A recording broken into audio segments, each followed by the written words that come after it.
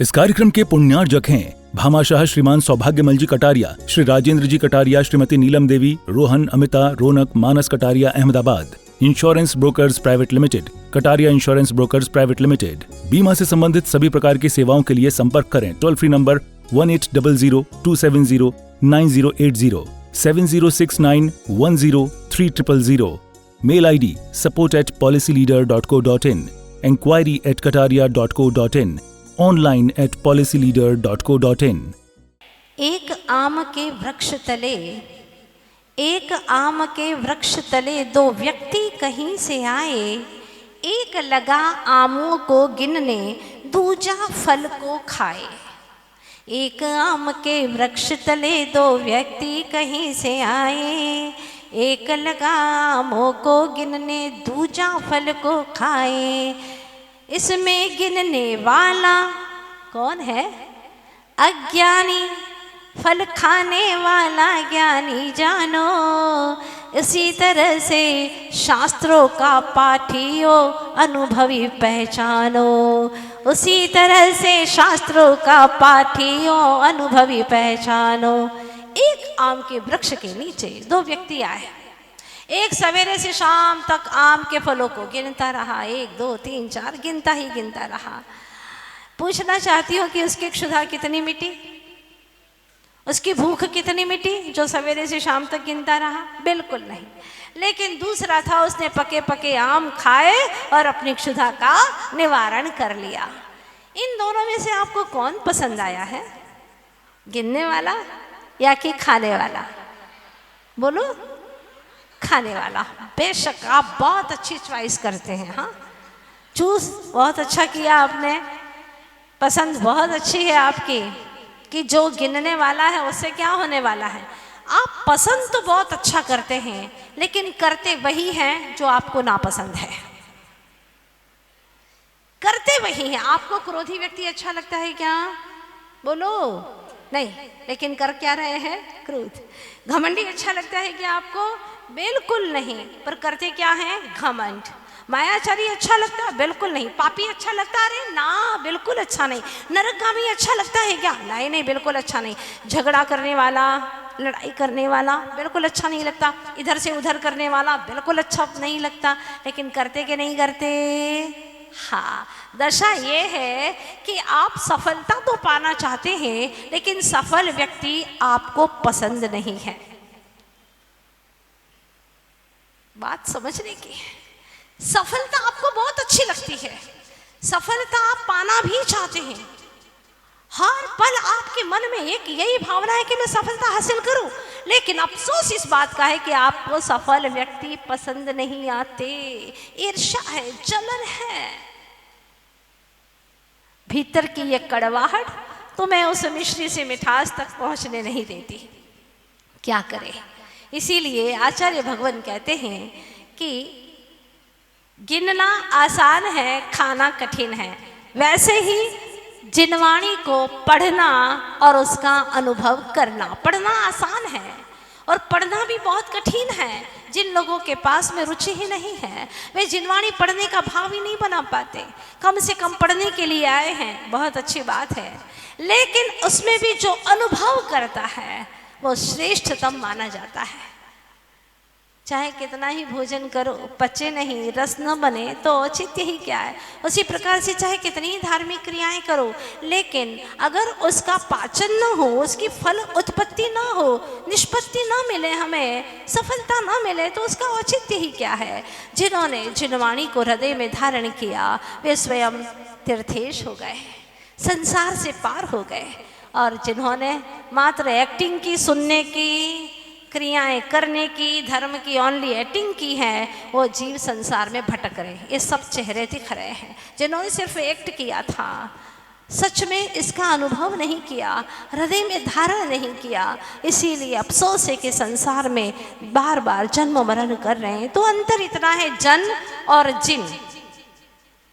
जन और जिन में अंतर सिर्फ इतना है कि एक संसार के पार है और एक का संसार अभी अपार है। जन और जिन में अंतर सिर्फ इतना है कि एक संसार के पार है और एक का संसार अभी अपार है, अपार है। कितना बुरा लगता है ना जब कोई तुमसे कहे तुम्हारा संसार अभी बहुत अपार है। नहीं प्रभु नहीं, मुझे इस संसार के दुखों से अब भय लगता है, मुझे नहीं चाहिए ये दुख। तो क्या करोगे? चलेंगे जिनवाणी के समीप में, ज्ञान हासिल करो। सारे दुखों को मिटाने की एक ही मास्टर की है, उस मास्टर की का नाम है सम्यक ज्ञान। ज्ञान हासिल करो, तुम्हारे सारे दुख समाप्त हो जाएंगे। ज्ञान से ही दुख होता है और ज्ञान से ही सुख होता है। ध्यान देना, जब आपको पता चला कि तुम्हारे घर में चोरी हो गई है, ज्ञान होते ही आप दुखी हो गए और आपको ये ज्ञान हो गया कि वो धन मेरा था ही नहीं, वो मेरा नहीं था, किसी और का था। सुन रहे हो ना आप सब? कोई बात नहीं। और अगर उसमें भी दुश्मन का था ये पता चल जाए और खुश हो जाएंगे। लेकिन ज्ञानी कैसा सम्यक ज्ञान करता है, कैसे इसको भेद ज्ञान की प्राप्ति होती है? वो ये सोचता है कि ये धन मेरा नहीं था, न मेरा है न मेरा कभी हो सकता है, तो पुद्गल का है, ये तो जड़ का है, ये पुद्गल द्रव्य का है, मेरा नहीं है। मैं जीव द्रव्य हूँ, मैं पूरा का पूरा आज भी हूँ, मेरे जीव द्रव्य में से कोई कमी नहीं हुई। रंच मात्र भी, रत्ती भर भी मेरे जीव में कोई कमी हुई क्या? घर में रेट पड़ गई, दुकान पर रेट पड़ गई और धन जा रहा है, लेकिन आपकी आत्मा में से क्या गया बताओ मुझे? कुछ गया? रत्ती भर भी क्या एक आत्मा के प्रदेश की कमी हुई? नहीं। उन्हीं क्षणों में अगर भेद ज्ञान हो जाए, प्रतिकूल परिस्थितियों में भेद ज्ञान हो जाए, तो इस जीव का संसार से बेड़ा पार हो जाए। प्रतिकूल परिस्थितियों में, अरे जब हवाएं अनुकूल हो तो नाव चला करके चले भी गए उस पार, तो कौन सी बड़ी बात है।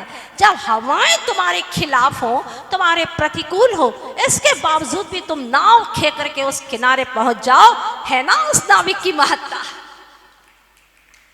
चारों ओर प्रतिकूलताएं हैं, इसके बावजूद भी तुम्हारे चेहरे की मुस्कान कम ना हो, तुम्हारी सोच में रत्ती भर भी प्रतिकूलता ना आवे, समझ लेना भेद ज्ञान हो चुका है।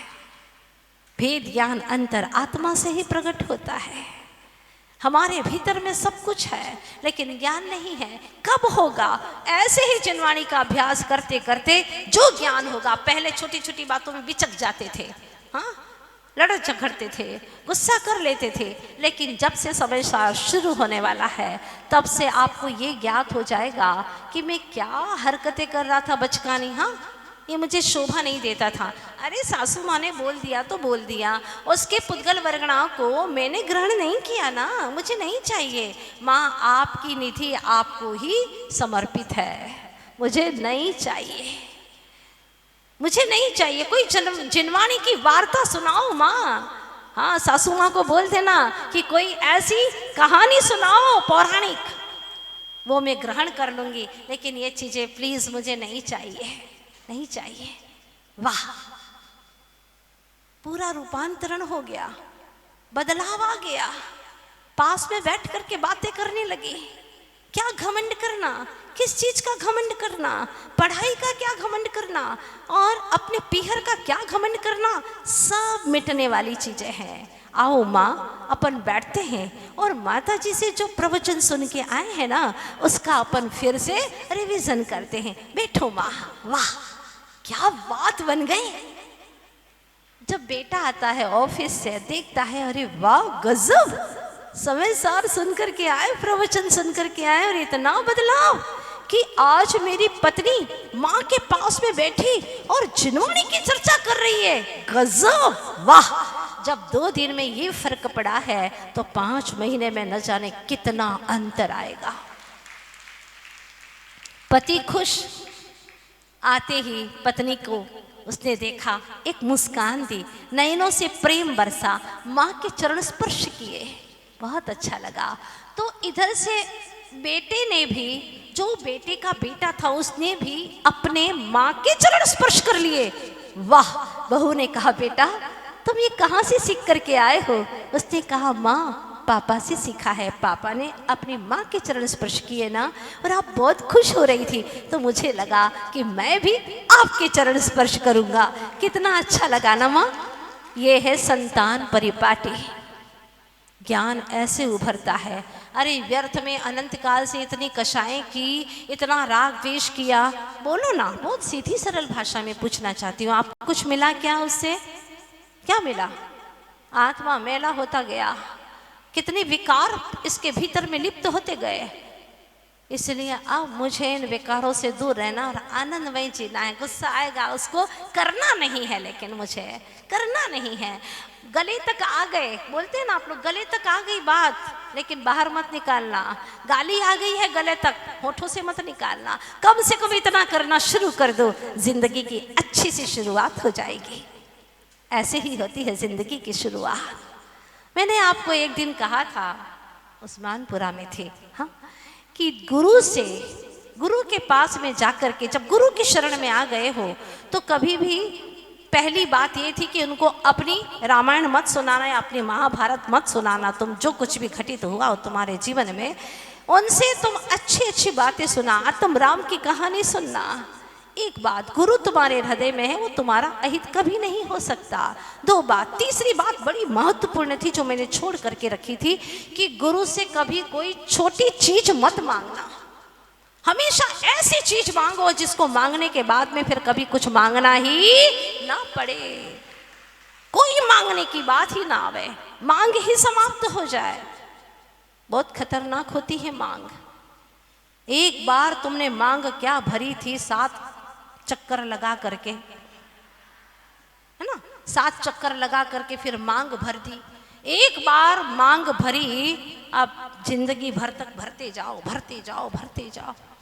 आज ये चाहिए, कल दूसरी चीज चाहिए, मांग ही मांग, मांग ही मांग।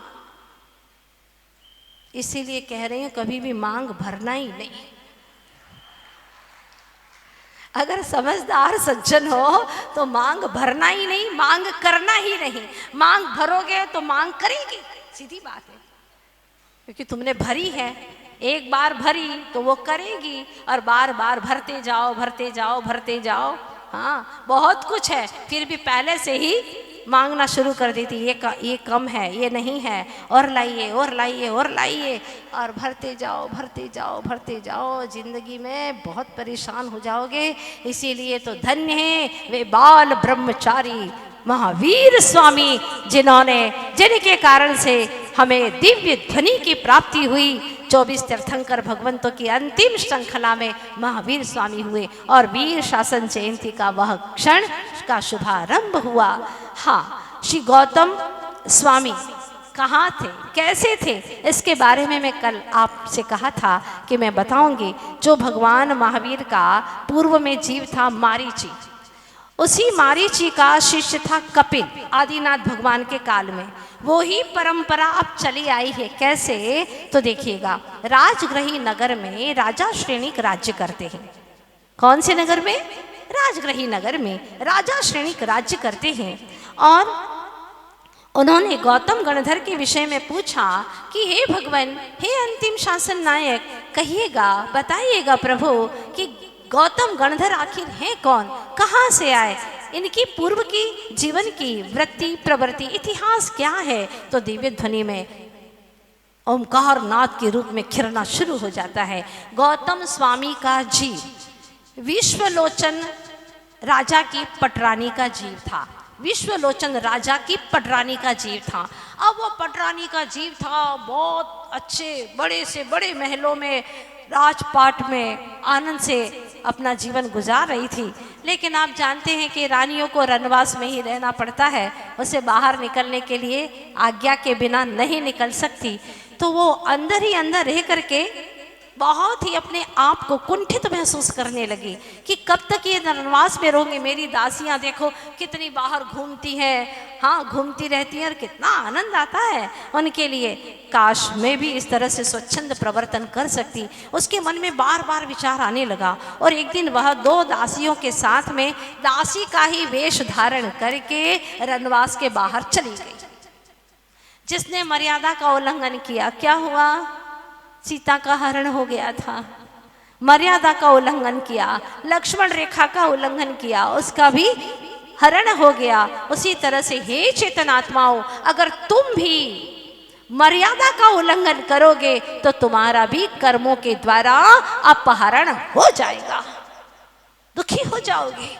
कितनी छटपटाती रही वो सीता, बहुत दुखी होती रही। बड़ी मुश्किल से वो तो रामचंद्र जी थे जो जीत हासिल करके सीता को लौटा करके ले आए। तुम्हें कौन लौटाएगा? इन कर्मों के शिकंजों से तुम्हें कौन बचाएगा? और ये बात तय है कि जितना जितना मना कहते हैं ना, निषेध करते हैं हमारे आचार्य की, ये मत करो वो मत करो, तो तुम्हें और करने की इच्छाएं पैदा होती हैं। हमारे आचार्य ने कहा कि हिंसा मत करो, झूठ मत बोलो, चोरी मत करो, कुशील व्यभिचार मत करो, परिग्रह कम से कम रखो या त्याग करो, क्योंकि जितना परिग्रह लादोगे उतना ही आकुलता, विपत्तियां, परेशानियां तुम्हारे जीवन में होगी। होगी कि नहीं होगी बताओ ना? जितना बड़ा घर, जितना ज्यादा सामान, जितना धन दौलत, उतना ही टेंशन है कि नहीं? बोलो। सन तो एक ही है तुम्हारा, लेकिन टेंशन है।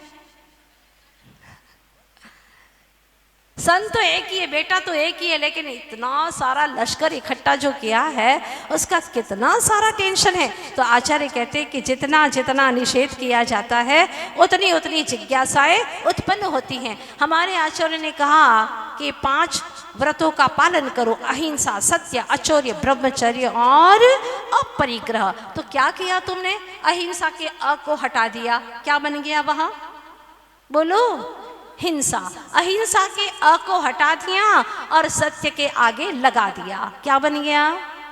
असत्य। हिंसा, असत्य। अचौर्य के अ को हटा दिया, ब्रह्मचर्य के आगे लगा दिया, क्या हो गया? धड़ल्य से चोरी करो और अब्रह्म का सेवन करो। अपरिग्रह के अ को हटा करके तुमने अपने तिजोरी में डाल दिया। अब क्या हो गया? परिग्रह हो गया। 5 पाप धड़ल्ले से करने लगे। अगर आज मैं पूछूं कि कौन यहाँ पर व्रती बनना चाहता है, 5 पापों का त्याग करना चाहता है, अणुव्रती ही सही, एक बार भावना तो बनाओ, कोई हाथ खड़ा नहीं कर सकता। इतने जूझ रहे हैं 5 पापों में।